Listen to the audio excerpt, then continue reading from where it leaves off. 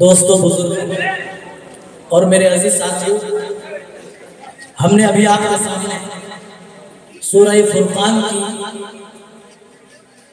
آخری آیتوں میں سے چند آیات کی میں نے تلاوت کی ہے۔ چاہتا ہوں آپ کے بیچ انہی آیت کریمہ کے بھی کچھ باتیں رکھوں۔ رب العالمین سے دعا گو ہوں کہ بار الہ میں حق بات کہنے کی توفیق عنایت فرمائے، کہنے والے کو بھی اور سننے والے کو بھی مکمل طور پر عمل پیرا ہونے کی توفیق ہے۔ کیونکہ اکثر و بیشتر یہ دیکھا جاتا ہے جلسے جلوس بہت زیادہ ہوتے ہیں، تقاریر بھی بہت زیادہ ہوتی ہیں،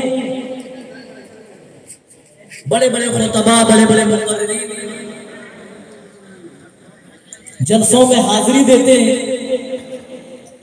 اور کتاب و سنت کی باتیں بیان فرماتے ہیں، لیکن ان تقاریر سے جو فائدہ عوام کو پہنچنا چاہیے وہ فائدہ نظر نہیں آیا۔ کہیں نہ کہیں ہمارے اندر کچھ غفلت ہے، کہیں نہ کہیں ہمارے اندر کچھ کمی ہے، کہیں نہ کہیں ہمارے اندر دینی رغبت ختم ہوتی جا رہی ہے، کہیں نہ کہیں ہم دین سے دور ہوتے جا رہے ہیں۔ جو آیت کریمہ ہم نے پڑھی ہے، اللہ تعالیٰ نے اسی سورت آیت نمبر 63 سے لے کر 67 تک اپنے کچھ اسپیشل بندوں کے اوصاف بیان فرمائے۔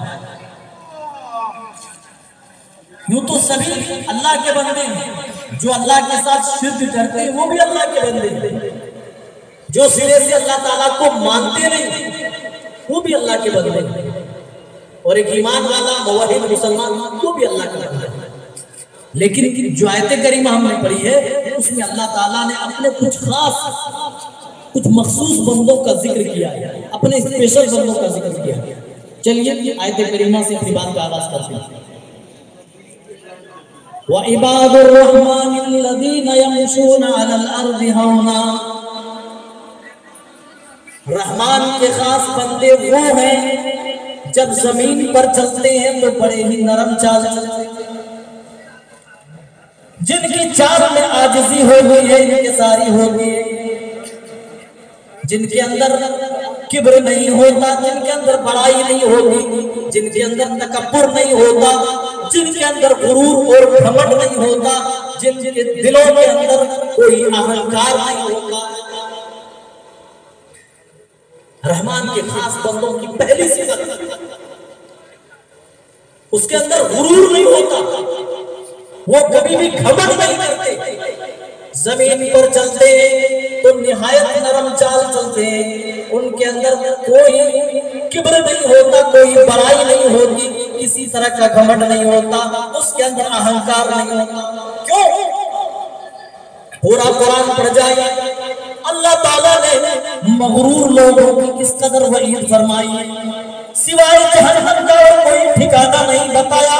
قرآن پاک آپ پڑھیں گے، جگہ جگہ آپ کو یہ چیز مل جائے گی کہ اللہ تعالیٰ متکبرین کو جہنم میں ٹھکانہ بنائے گا۔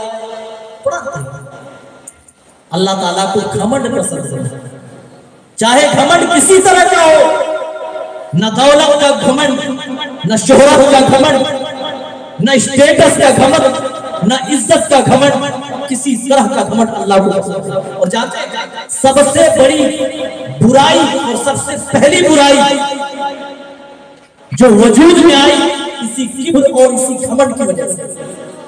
ابلیس کو اللہ تعالیٰ نے کہا آدم کے لیے سجدہ کرو، تمام فرشتے اللہ کے حکم کی تعمیل کرتے ہوئے سجدے میں گر پڑے۔ ابلیس کہنے لگا انا خیر من، اے میرے پروردگار میں تو اس سے بہتر ہوں، میں آدم سے بہتر ہوں، میں بھلا آدم کو کیسے سجدہ کر سکتا ہوں؟ خلقتنی من نار وخلقتہ من طین، اے میرے پروردگار آدم کو تو سڑی گلی مٹی سے پیدا کیا، لیکن مجھ کو تو نے بھرت کی آگ سے پیدا کیا، اور آگ تو اوپر جاتی ہے اور سڑی گلی مٹی تو نیچے ہوتی ہے۔ ایک اوپر جانے والی چیز، نیچے رہنے والی چیز، को कैसे सजदा कर सकती है? दो जुर्म का इर्तिकाब किया गया। पहला जुर्म तकब्बुर किया, घमंड किया, अपने आप को आदम से अफजल बताया, और दूसरा जुर्म ये अल्लाह का हुक्म आ जाने के बाद लॉजिक का इस्तेमाल किया। और मेरे भाइयों, जब अल्लाह का हुक्म आ जाए, जब उसके रसूल का हुक्म आ जाए, तो इस वक्त अगर मगर चूक जरा की कोई गुंजाइश बाकी नहीं रहती है। जैसे अल्लाह का हुक्म आता है, जैसे रसूलुल्लाह का हुक्म आता है, एक मोमिन बंदे के ऊपर ये चीज वाजिब हो जाती है कि वो अपने सर तस्लीम खत्म कर दे। अल्लाह के फरमान किया गया, रसूलुल्लाह के फरमान किया गया, तो अल्लाह घमंड पसंद नहीं करता, चाहे किसी भी सूरत में। आज अल्लाह ने जिनको 4 पैसे दे रखे, उनको भी अपनी दौलत पर घमंड है। वो लोगों को अपनी दौलतों पर इतराने वालों, क्या कारून की दौलतों का पता नहीं है? कुरान पढ़ो, कारून के पास खजाने थे, कुरान उन खजानों की खबर दे रहा है।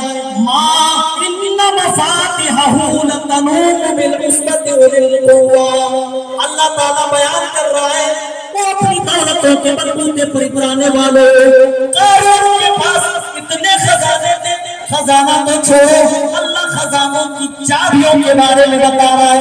माँ इन्ना मफातिहहु लतनूउ बिल उस्बति उलिल कुव्वा। कारून के खजानों की जो कुंजियां थी, जो चाबियां थी, वो बड़े बड़े मुसन्ने पहलवान को मुश्किल उठाया करते थे, बड़ी मुश्किल से मोटे मुसन्ने पहलवान उठाया करते थे। खजानों की बात नहीं हो रही है, खजानों की चाबियों की बात कर रहा है। और ये बता रहा है जिसके खजानों की चाबियां इतनी बड़ी बड़ी हो कि बड़े बड़े मुसन्ने पहलवान उठाए और मुश्किल से उठाए, बताओ उसके खजानों की कैफियत क्या होगी। लेकिन उसने भी तकब्बुर किया, अल्लाह की दौलत पाकर रब का तागी हो गया, रब की नेमत दिखाकर रब का तागी हो गया, और कहा इन्नमा ऊतीतुहु अला इल्मिन। ये दौलतें जो मुझे मिली है, ये मेरे इल्म और मेरे नॉलेज की बुनियाद पर मिली है, मेरे टैलेंट की बुनियाद पर मुझे ये चीजें मिली है। इंसान की बहुत बड़ी भूल है। इंसान अगर कुछ पा जाए तो वो कहता है, वो ये समझता है ये मेरे इल्म की बुनियाद पर हासिल हुआ। नहीं मेरे भाई, इल्म की बुनियाद पर रोजियां तकसीम नहीं की जाती, माल दौलत अल्लाह के यहाँ नहीं बांटा जाता। कितने पढ़े लिखे लोग अपनी डिग्रियां लेकर सड़कों सड़क ठोकरें खा रहे, दर दर की ठोकरें खाते फिर रहे, और जिन्हें कुछ पता नहीं वो करोड़ों में खेल रहे। तो जो कुछ होता है वो अल्लाह का दिया होता है, लेकिन अल्लाह का दिया हुआ पाकर, अल्लाह की नेमतें खाकर जो अल्लाह का बागी हो जाता है, अल्लाह ताला उसको दुनिया में पकड़ लेता है। जिस तरह कारून को पकड़ा, कारून ने अल्लाह की नेमत पाई, अल्लाह का दिया हुआ खजाना पाया, इतराने लगा, कहने लगा जो खजाने मुझे मिले, जो दौलतें मुझे मैसर है, वो मेरी अपनी खुद की कमाई है। इन्नमा ऊतीतुहु अला इल्मिन। मेरे इल्म और टैलेंट की बुनियाद पर ये सारे अल्लाह ने क्या किया? अल्लाह ने देखिए कितनी सख्त वाई सुनाई, फखसफना बिही व बिदारिल अर्द। अल्लाह ताला ने कारून को उसके खजाने समेत जमीन के अंदर धंसा दिया, मनोमन मिट्टी के अंदर दफना दिया। और अपनी दौलतों पर उड़ाने वाले, कारून के सामने से इबरत हासिल करो। कारून के पास इतने खजाने थे, लेकिन रब की नाशुक्री की, रब से बगावत की, तो अल्लाह ताला ने अपनी पकड़ नाजिल फरमाई। जब रब की पकड़ नाजिल हो गई तो अल्लाह ताला ने कारून की दौलत को और उसके मनोमन खजाने को मनोमन मिट्टी के अंदर मदफून कर दिया। कभी फिरौन भी अपनी हुकूमत पे नाज था। जब हजरत मूसा अलैहिस्सलाम और हारून अलैहिस्सलाम फिरौन को एक अल्लाह की तरफ बुलाने के लिए आते थे, फिरौन क्या कहता था?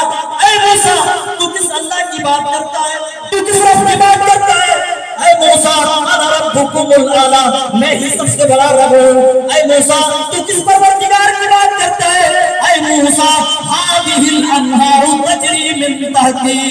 जरा मेरे महल के नीचे तो देखो, ये बड़ी बड़ी नदियाँ, ये बड़ी बड़ी झरने, ये बड़ी बड़ी झीलें, ये बड़ी बड़ी जो तुम देख रहे हो, ये सारी नहरें देख रहे हो किस कदर है, ये सारे महल्लात देख रहे हो किस कदर है। तुम क्या बात करते हो?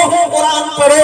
अल्लाह ताला ने उसी नहर के अंदर, उसी समंदर के अंदर डुबो डुबो के मार दिया।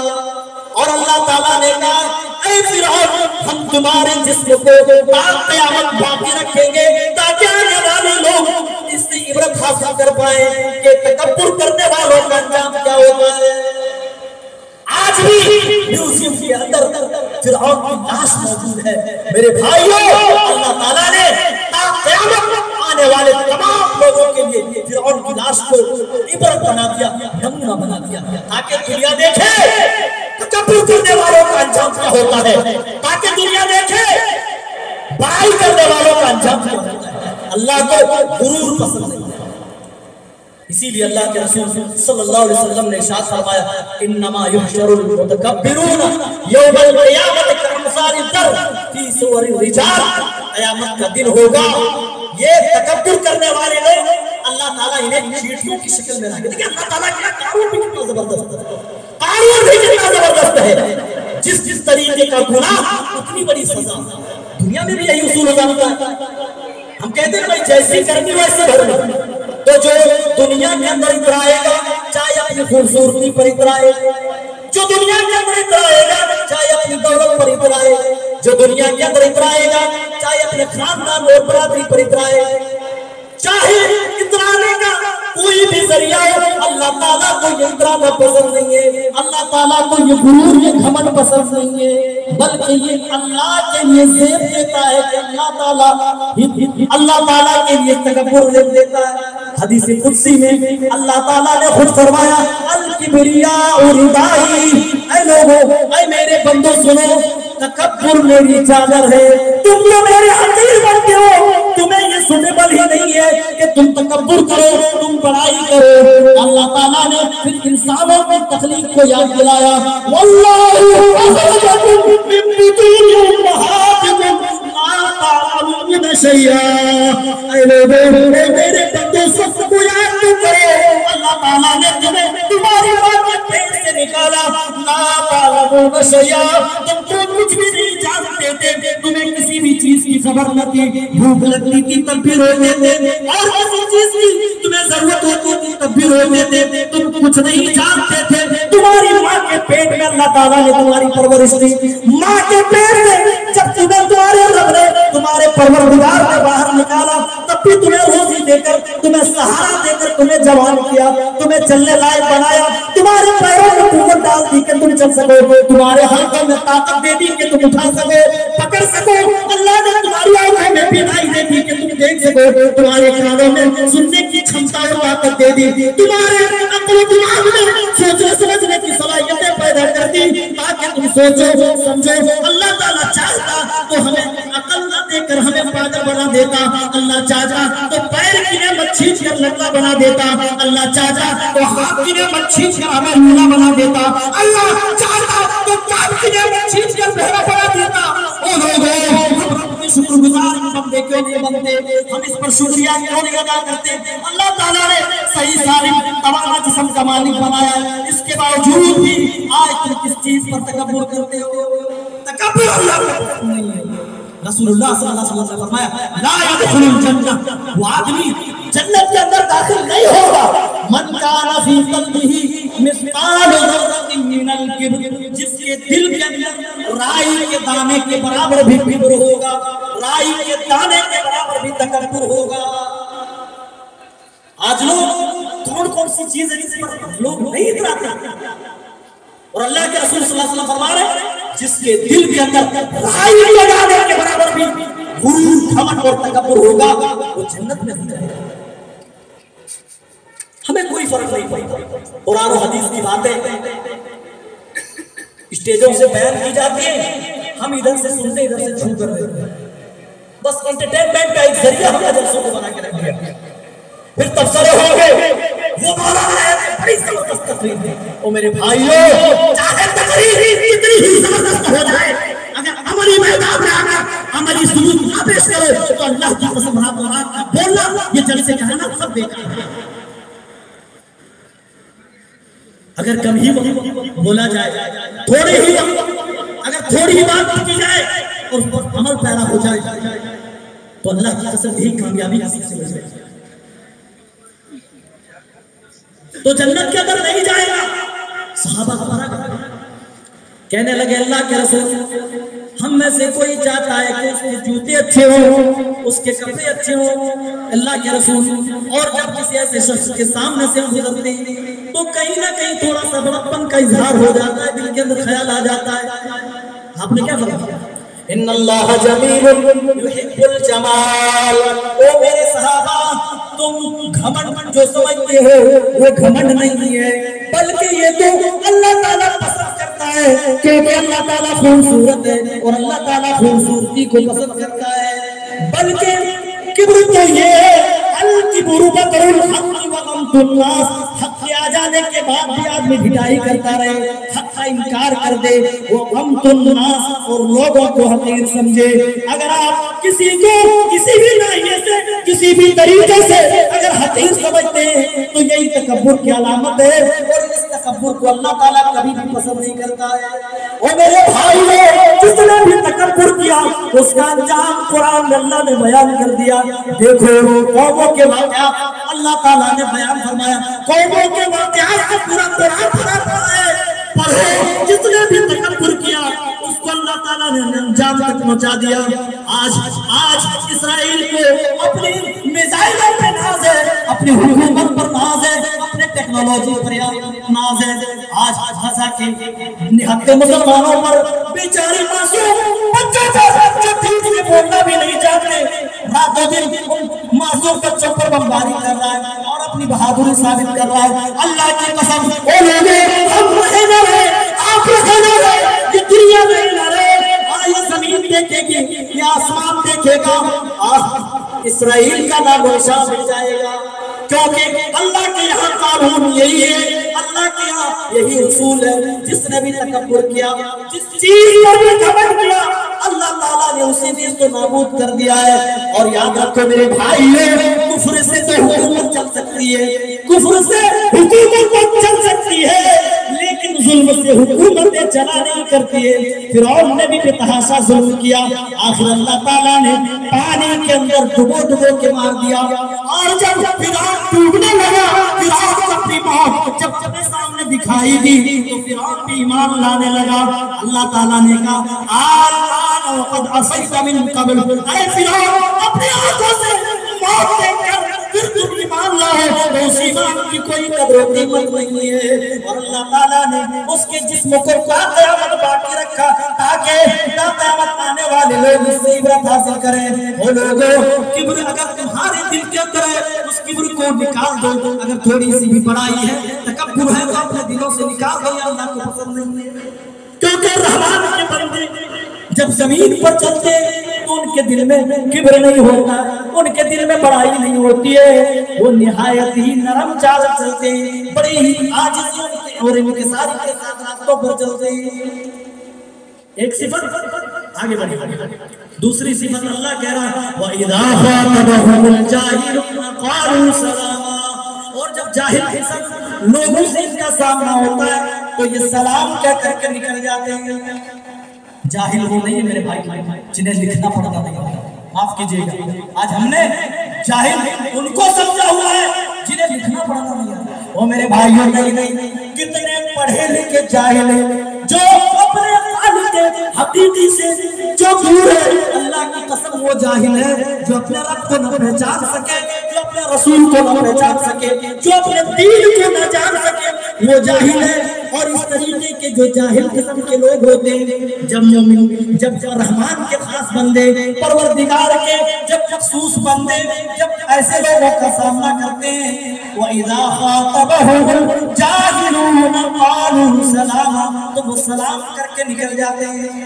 ابھی ایک نوجوان مثال دیتا ہوں، اکثر و بیشتر دیکھا جاتا ہے، کوئی مسلمان نوجوان اگر توبہ کر لے، فلم بینی سے توبہ کر لے، شراب پینے سے توبہ کر لے، چوراہوں پر چوکوں پر بیٹھ کر ٹائم پاس کرنے سے باز آ جائے، خود کا رشتہ مسجدوں سے جوڑ لے، ٹائم ٹو ٹائم نماز ادا کرنے لگے، انہی کے ساتھی چائے کی ٹپری پر، پان کی دکان پر بیٹھ کر ضرور تانا دیتے ہیں، اے دیکھو یہ حاجی صاحب کو 100 چوہے کھا کر بلی چلی جاتی، کہتے ہیں نا، لیکن میرے بھائیوں ایسے لوگوں کا حل صرف ایک ہی طرح کا موجود ہے، وہ یہ جب ایسے لوگوں سے سامنا ہو جائے تو حکم یہ دیا جب اللہ کے خاص بندے ایسے لوگوں سے گزرتے ہیں تو سلام کہہ کر کے نکل جاتے ہیں۔ ایسا بھی ہو سکتا ہے آپ قرآن حدیث بیان کر رہے ہیں، آپ اللہ کا دین سنا رہے ہیں، جو جواب میں لوگ جاتے ہیں ان سے پوچھئے کتنا کچھ سننا پڑتا ہے۔ اللہ کی قسم اپنی آنکھوں سے دیکھا ہوا جب آپ کے لوگ آ کر سمجھا رہے ہیں بھائی اللہ کے لیے ٹائم لگاؤ، چلو دوسرا اللہ کی راہ میں نکلو، سامنے والا گالی گلوچ سے بات کر رہا ہے، سامنے والا دھمکا رہا ہے، سامنے والا ڈرا رہا ہے، جب ایسی نوبت آ جائے اپنے پیارے نبی کی زندگی کو یاد کر لینا۔ میرے پیارے نبی صلی اللہ علیہ وسلم نے بھی اسی طریقے کی زندگی گزاری ہے۔ میرے نبی کعبے میں مصروف رہتے تھے، اور حدیث کے الفاظ سنیے، ابو لہب کے بارے میں آتا ہے الذی یقرأہ حیث ذہب، جہاں جہاں اللہ کے رسول اللہ کا دین سنانے کے لیے جاتے تھے پیچھے پیچھے ابو لہب چلتا رہتا تھا، اور جیسے ہی آپ اللہ کی توحید سناتے تھے، جیسے ہی اللہ کا پیغام سنا کر نکلتے تھے، ابو لہب گھس جاتا تھا اور کہتا تھا یہ جو توحید کا پیغام ایک اللہ کی بات کر کے گیا ہے، اے لوگوں اس کی بات نہ ماننا، یہ دیوانہ ہے، یہ مجنون ہے، یہ پاگل ہے، یہ میرا بھتیجا ہے، اس کا دماغ کام نہیں کر رہا ہے۔ اے لوگوں اس دین کی خاطر اس دین کو ہم تک پہنچانے کے لیے میرے نبی نے کون کون سے اصحاب اپنے اوپر نہیں سہے۔ میرے نبی صلی اللہ علیہ وسلم کو اسی دعوتی راستے پہ، اسی دعوتی سفر میں آپ کو ساحر کہا گیا، جادوگر کہا گیا، آپ کو پاگل اور مجنون کہا گیا، آپ کو کون سا لقب ہے جو آپ کو اس دعوتی راستے میں، اس دعوتی سفر میں نہ دیا گیا؟ سب سے پہلے اللہ کا رسول بنا کر جب لوگوں کے سامنے پیش کیا، صفا کی پہاڑی سے توحید اعلان کیا، اے مکہ والو لا الہ الا اللہ کہہ دو تفلحون، تم کامیاب ہو جاؤ گے، تملک الارض والاجر، اللہ تعالیٰ تمہیں اس کلمے کی برکت سے ارض و جم کا مالک بنا دے گا۔ کیا جواب مان لیا؟ نہیں، کیا کہا؟ اجعل الآلہۃ الہا واحدا، اے محمد یہ کیسے ہو سکتا ہے؟ یہ لا، یہ منات، یہ عزا، یہ ہبل اور مزید 360 مورتیں جو کعبے کے اندر رکھے ہوئے ہیں، ان معبودان باطلہ کے ساتھ ہم کیا کریں گے؟ ایک طرف تم ایک اللہ کی بات کرتے ہو، اور معبودوں کے ساتھ کیا کریں گے؟ ایک اللہ کی بات، جس زمانے میں بھی ایک اللہ کی بات کہی ہے، معاملہ یہی آ کر پھنس گیا۔ حضرت ابراہیم علیہ السلام نے جب ایک اللہ کی طرف لوگوں کو بلایا، اپنے گھر والے دشمن ہو گئے، باپ جس نے پیار کو اس کا جوان کیا وہ باپ دشمن ہو گیا، اور کہا ابراہیم نکل لے، اگر تو اسی دین پر میں آج کی تبلیغ کر رہا، وہ حجورنی مریم قرآن میں آیت موجود ہے، میں تمہیں مار مار کے سنسان سکوں، پتھروں سے مار مار کے تمہیں زخمی کر دوں، میں نکل جاؤں۔ حضرت موسیٰ علیہ السلام نے اللہ کی بات کہی، فرعون نے کہا میں سب سے بڑا رب ہوں۔ جب بھی کسی نے ایک اللہ کی بات کہی ہے، معاملہ یہی آ کے پھنسا ہے۔ میرے نبی اس دعوت کے راستے میں جب ایک اللہ کی بات کرتے، ابو لہب پیچھے پیچھے ہے، جو لوگ مکہ کے اندر آ رہے ہیں اللہ کے رسول ان کو سمجھا رہے ہیں، ایک اللہ کی بات بتا رہے ہیں، اے لوگوں وہی تمہارا حاجت روا، وہی تمہارا مشکل کشا، وہی تمہارا بگڑی بنانے والا، وہی تمہارے دل نفع و احسان کا مالک ہے۔ نبی سمجھا کر نکل رہے ہیں، پیچھے آپ کا چچا چل گیا، کہا جو ابھی باتیں کر کے گیا ہے، جو سمجھا کر کے گیا ہے، وہ پاگل ہے، مجنون ہے، دیوانہ، اس کی بات نہ ماننا۔ میرے نبی نے پوری سیرت آپ پیدا ہوئے، میرے نبی کی پوری زندگی آپ نے اپنے چچا کو جواب دی۔ صفا کی پہاڑی میں جب آپ صلی اللہ علیہ وسلم توحید پیش کر رہے تھے تو ابو لہب نے وہاں بھی ٹانگ اڑایا اور کہا تبًّا لک یا محمد الہذا جمعتنا، اے محمد تو ہلاک برباد ہو جائے، نعوذ باللہ، الہذا جمعتنا، کیا تو نے اسی لیے ہم سب کو جمع کیا ہے؟ میرے نبی نے کوئی جواب نہیں، لیکن اللہ تعالیٰ نے زبردست دفاع فرمایا۔ ابو لہب کے خلاف جس نے میرے نبی کی شان میں جھنڈے کسے، اللہ تعالیٰ نے پوری ایک سورت نازل فرما دی، تبت یدا ابی لہب وتب، ابو لہب کے دونوں ہاتھ ٹوٹ جائے، وتب، اور ابو لہب خود برباد ہو جائے، ہلاک ہو جائے، ما اغنی ابو لہب کا مال کام نہ آیا، اس کی کمائی کام نہ آئی، سیصلی نارا ذات لہب، وہ تو جہنم کی دہتی ہوئی آگ کے اندر ڈالا جائے گا، وہ جہنم کے اندر داخل ہوگا، اور جہنم میں جانے والا ابو لہب اکیلا رہے گا، وامرأتہ، اس کی بیوی بھی ہوگی حمالۃ الحطب، جو لکڑیاں ڈھوتی تھی، جو جھاڑیوں میں کانٹے دار جھاڑیاں لاتی تھی، میرے نبی کے راستوں پر بچھایا کرتی تھی، یا میرے نبی صلی اللہ علیہ وسلم کی چولیاں صنادید قریش کے پاس جا کر کیا کرتی تھی، اس کو بیوی بھی ابو لہب کے ساتھ جہنم میں ہوگا۔ اور لوگوں، ابو لہب نے میرے نبی کی شان میں تب کہا، ارے قرآن تو پڑھو، اسی تب کے ساتھ اللہ تعالیٰ نے دفاع کیا، جواب دیا، قرآن پڑھتے تو یہ چیز اگر ملتی ہے۔ اللہ تعالیٰ نے قرآن میں دشمنوں کے جملوں کا خاص اہتمام فرمایا ہے۔ ابو لہب نے تب کہا، اللہ تعالیٰ نے اسی تب کے ساتھ پوری سورت نازل فرما دی، تبت یدا ابی لہب، اور جو ابو لہب کی بیوی ام جمیل آپ کے راستوں پر کانٹے ڈالا کرتی تھی، رسول اللہ صلی اللہ علیہ وسلم کو ہر دن پریشان کیا کرتی تھی، اللہ تعالیٰ کہہ رہا ہے فی جیدہا حبل من مسد، میں اس کی گردن پر موج کی رسی یا کھجور کی رسی ڈال کر کے ماروں گا۔ موج کی رسی آپ دیکھیں گے دریائی علاقوں میں، سمندری علاقوں میں، ساحل سمندر میں وہ ایک قسم کی گھاس ہوتی ہے، بڑی مضبوط گھاس ہوتی ہے، جس سے عورتیں دھکیاں وغیرہ بولتی ہیں، کہتے ہیں اس کی رسی سے یا کھجور کی رسی سے ماروں گا۔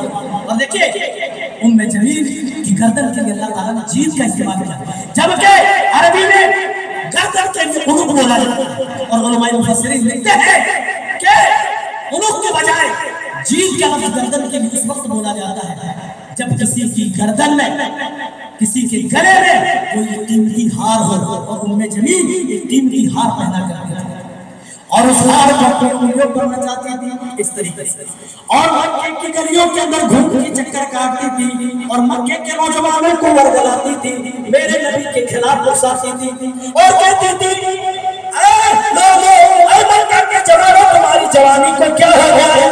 محمد تمہارے معبودوں پر لعنت و طعن کرتا ہے، محمد تمہارے معبودوں کے بارے میں برا بھلا کہتا ہے، او مکہ والے، او مکے کے نوجوانوں، تمہاری جوانیاں کہاں چلی گئی ہے؟ جاؤ محمد کا کام تمام کر دو۔ اس طریقے سے اسے ساتھی تھی۔ اللہ تعالیٰ نے اسی لیے کہا فی جیدہا حبل من مسد، او اپنی گردن پر قیمتی ہار پہننے والی عورت، وہ گردن جس گردن پر قیمتی ہار ہوتی ہے، اس گردن کے اندر اللہ کہتا ہے میں موج کی رسی ڈال کر کے ماروں گا۔ وہ میرے بھائیوں، میرے نبی صلی اللہ علیہ وسلم بیٹھے ہوئے ہیں، یہودیوں کی ایک جماعت کا گزر ہوتا ہے، یہودیوں کی ایک جماعت کا گزر ہوتا ہے، اور یہودی جانتے ہیں بڑے شدید قسم کے لوگ، ہمیشہ ان کی شرارتیں عام رہی ہیں۔ موسیٰ علیہ السلام کو زندگی بھر پریشان کرتے رہے یہودی، یہاں رسول اللہ صلی اللہ علیہ وسلم کے ساتھ گزرتے، رسول صلی اللہ علیہ وسلم کے ساتھ جیسے ہی گزرتے، سامنے سے گزرتے، سلام کو دیکھے بگاڑ کر کے بولتے السلام علیکم کے بجائے السلام علیکم یا محمد کا السلام علیکم۔ میرے نبی نے کبھی کسی برائی کا جواب بھی برائی سے نہیں دیا۔ اور لوگوں، آپ کی سیرت پڑھو اور اپنی زندگی میں اتارو، اللہ کی قسم ہم دنیا میں بھی کامیاب اور آخرت میں بھی سرخرو ہو جائیں گے۔ آپ نے صرف علیکم کہا، جبکہ آپ کو معلوم ہے یہودیوں نے سلام نہیں کیا تھا، بلکہ موت کی بددعا کی تھی، سلام کے جملے کو بگاڑ کر کے بولا تھا۔ ہم میں سے بھی بہت سارے مسلمان پان منہ میں دبا رکھتے ہیں اور مانا غلط ہو جائے گا۔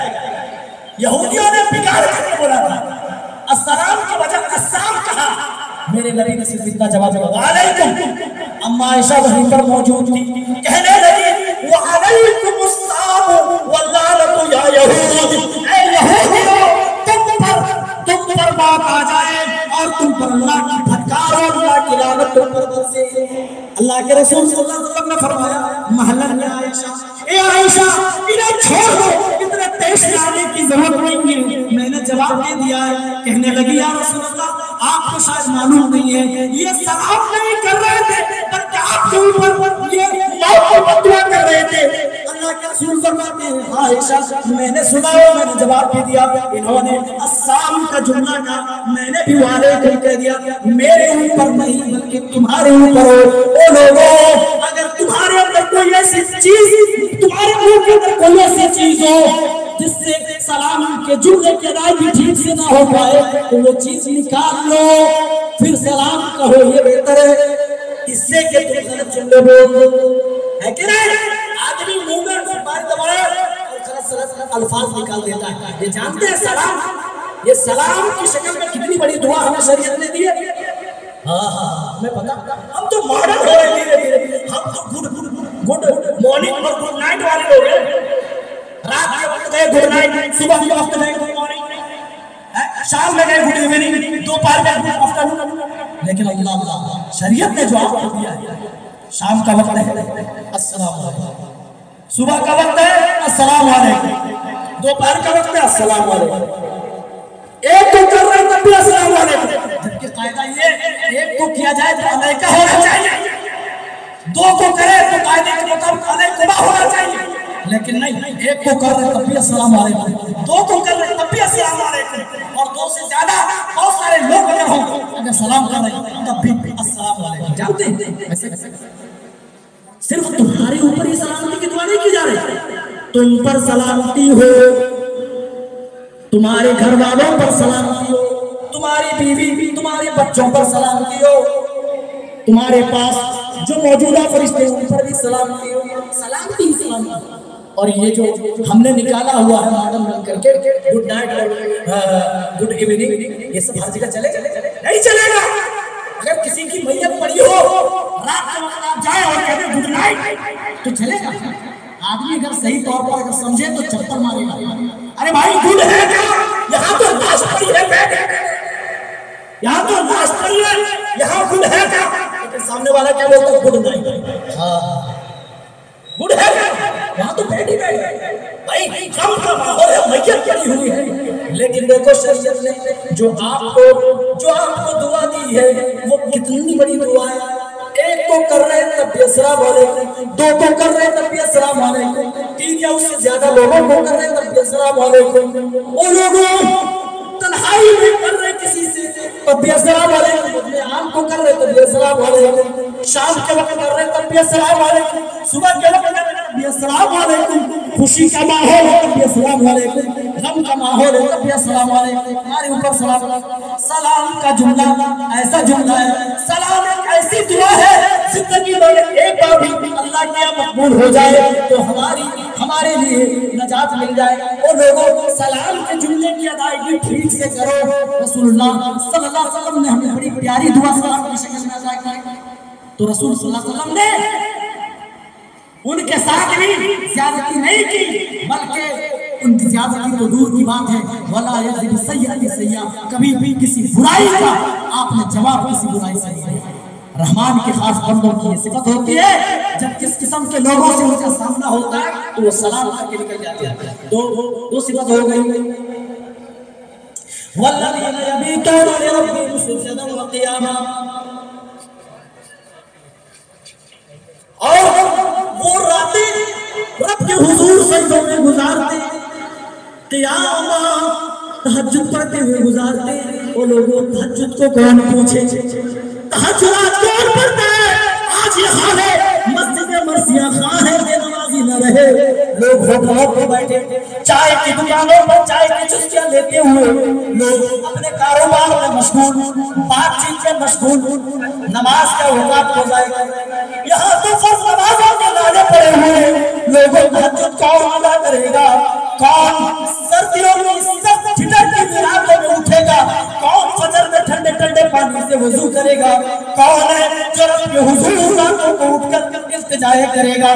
کون ہے جب ساری دنیا سو جائے، ساری دنیا نیند کے آغوش میں آ جائے؟ کون ہے جو تنہائی میں اٹھ کر اپنے رب کو یاد کرے، تہجد کی نماز ادا کرے؟ وہ لوگوں جس کو تہجد کا چسکا لگ جائے، اللہ کی قسم اللہ تعالیٰ اس کے ظاہر باطن کو اللہ تعالیٰ روشن کر دیتا ہے۔ جی جس کو تہجد کا چسکا لگ جائے اللہ تعالیٰ اس کے ظاہر کو بھی اس کے باطن کو بھی اللہ تعالیٰ روشن کر دیتا ہے۔ ہمیں پتہ ہی نہیں. قرآن پڑھیے، سورہ سجدہ ہے، قرآن گواہی دیتا ہے تتجافى جنوبهم عن المضاجع يدعون ربهم خوفا وطمعا. جو اللہ کے اصل بندے ہوتے ہیں، جو چنندہ بندے ہوتے ہیں، جو اللہ سے ڈرنے والے بندے ہوتے ہیں، ان کے پہلو ان کے بستروں سے الگ ہوتے ہیں اور وہ اپنے رب کے حضور دعائیں کرتے رہتے ہیں، اپنے رب کے حضور سجدے کرتے ہیں، اپنے رب کے حضور قیام کرتے ہیں، تہجد کی نماز ادا کرتے ہیں. وہ لوگ تہجد کی نماز بھی کیا نماز ہے، دنیا نیند کیا گوشت ہے، ساری دنیا سوئی ہوئی ہے، آدمی رات کا پیر ہے، وضو کر رہا ہے، اٹھ رہا ہے، وہ تو قبولیت کا وقت ہوتا ہے، فرشتوں کے نزول کا وقت ہوتا ہے. ایسے اوقات میں ایک آدمی اللہ کے حضور ہاتھ پھیلا کر دعا کرے، بھلا اس کی دعا اللہ تعالیٰ کیوں کر قبول نہ کرے. وہ لوگ ہم نے رب کو پکارنا ہم نے بھلا دیا، آج ہمیں رب کو پکارنا نہیں آتا، رب سے بات چیت کرنا نہیں آتا. رحمان کے خاص بندے تو وہ ہوتے جو جن کی راتیں اللہ کے حضور سجدوں میں، اللہ کے حضور تہجد پڑھنے میں گزر گئی. آج لوگ نمازوں سے غافل، ہمارے نوجوان اکثر دین سے دور، مسجدوں سے دور ہیں. آج کیا وجہ ہے جو لوگ نماز چھوڑے بیٹھے ہیں؟ جس نبی کی محبت کا آج ہم اور آپ کم بھرتے ہیں، اس نبی کی نگاہ میں نماز کی کس قدر اہمیت کی آپ سنیں گے. جو اعلان قرۃ عینی فی الصلاۃ، آپ نے خود فرمایا اے لوگوں میری آنکھوں میں نماز کی ٹھنڈک ہے، میری نماز جو ہے وہ میری آنکھوں کی ٹھنڈک ہے. جب نماز کا وقت ہوتا تھا اللہ کے رسول صلی اللہ علیہ وسلم حضرت بلال سے کہتے تھے یا بلال ارحنا بالصلاۃ، اے بلال جلدی سے ٹائم ہو گیا اذان دے دو، تاکہ محمد رسول اللہ نماز کی ادائیگی کر کے اپنے دلوں کو سکون پہنچا سکے. جو نماز میرے نبی کے دلوں کا سکون ہوا کرتی تھی، جو نماز میرے نبی کی آنکھوں کی ٹھنڈک ہوا کرتی تھی، آج اسی نبی کی امت نماز کو بھول رہی ہے. آج اسی نبی کی امت